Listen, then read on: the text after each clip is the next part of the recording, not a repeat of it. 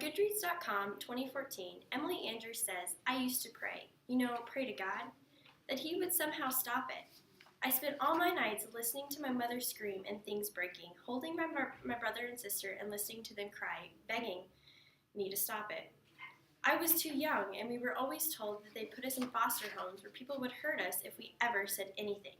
So we explained away the bruises, and Mom wore big sunglasses whenever she left the house. An estimated 1.3 million women are victims of domestic violence, according to an article on ncadv.org that was published in 2013. That means 1 in 4 women will experience it in their lifetime, and it will not be reported or stopped. Today, I will talk to you about domestic violence, the reasons why it is not being stopped, and how to stop it. Do we as a society really want women and children to have to go through that every day? Do we want them to live in fear? Are we really not going to say anything to stop it? On helpguide.com 2014, it defines domestic violence as the process when one person in a relationship or marriage tries to dominate or control the other person. Diana Feinstein on doonething.org, published in 2014, says that domestic violence causes far more pain than physical marks of bruises and scars. It is devastating to be abused by someone that you love and think loves you in return. Being abused not only hurts the victims physically, it hurts them mentally and emotionally. The victims of domestic violence live in pain every day. They live in pain and in fear. Most of them don't want to go home. They are scared to go home. Isn't home supposed to be a place where you feel safe, where you feel protected? This is not the case for domestic violence victims. These victims include children. They come home and get beat over and over again, night after night. Some victims are sometimes beaten almost to the point of death. Even when it gets so bad that the victims are almost killed, it still goes unreported. Many people think that victims are at fault because they don't leave the situation. In a lot of cases, they can't because it is too dangerous. On domesticviolence.com, published in 2009, it says that the most dangerous time for a victim is when they try to leave. The abuser hurts them even more. Some can't help themselves, and we as a society don't help them. Domestic violence most times goes unreported and is not stopped. That is the problem. Victims are beaten and hurt, and no one says or does anything to stop it.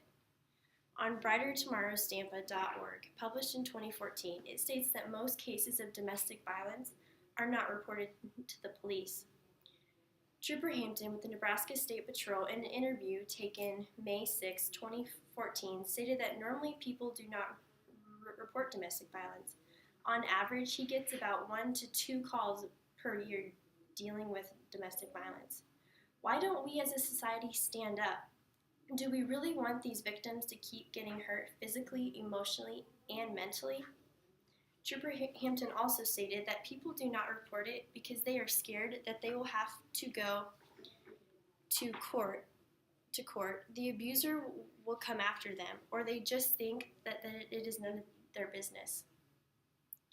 People think that someone else will report it, or they assume that somebody else already has taken care of it, and that it's okay if they don't. Alex Linkerman, MD, states on psychologytoday.com, published in 2014, that this is called the diffusion of responsibility. When people are given large responsibilities as a group, such as reporting crimes as a society, they tend to assume that someone else will take care of the responsibility, or that someone already has taken care of it. If we do not take care of the responsibility ourselves, then there will be no hope for the victims of domestic violence. It will continue to happen over and over again. Just how can we as a society prevent and stop domestic violence from happening, you ask? Well, speak out against it. Report any signs of domestic violence. On helpguide.org 2014, it stated that if you are hesitating, telling yourself that it is none of your business, you might be wrong, or the person might not want to talk about it. Keep in mind that expressing your concern will let the victim know that you care and may even save their life. Another way to stop it is to educate people about it. Teach them how to spot a victim and how to help them. Trooper Hampton with the Nebraska State Patrol, in an interview taken on May 6, 2014, stated that we can stop domestic violence by teaching kids that violence is not okay and that they do not deserve to be treated that way. Also, get the word out there. Tell people about it. Today I've talked to you about domestic violence, the reasons why it is not being stopped, and how to stop it. We as a society do not want women and children to live in fear. We want to make our society a better place. We want to end the violence. Speak out and report it. Don't let women and children live in fear for the rest of their lives.